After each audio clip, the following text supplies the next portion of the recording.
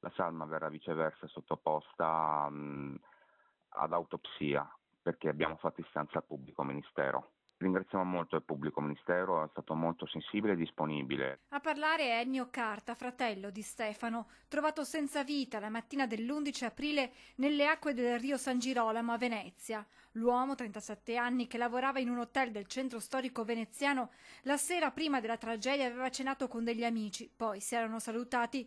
Da quel momento rimane avvolto nel mistero quanto accaduto e da quella notte il fratello Ennio, insieme alla famiglia, sta lottando per scoprire la verità. Ha creato una pagina Facebook dedicata a Stefano per mantenere sempre viva l'attenzione. Al momento sul corpo della vittima era stata eseguita solo un'ispezione cadaverica. La famiglia, che ha nominato un proprio perito, è convinta che l'autopsia possa fornire elementi importanti per le indagini, nonostante il dolore si aggiunga ad altro dolore. È veramente una cosa dolorosa anche quella dell'autopsia. Per me, nella mia famiglia, noi siamo carne e sangue di Stefano. Vederlo, immaginarlo insomma su un tavolo da obitorio con i chirurghi che armeggiano, è come se lo sentissimo noi. La famiglia non ha mai creduto fino in fondo all'ipotesi iniziale del malore. Il malore francamente mi sembra ci sembra a tutti noi poco credibile.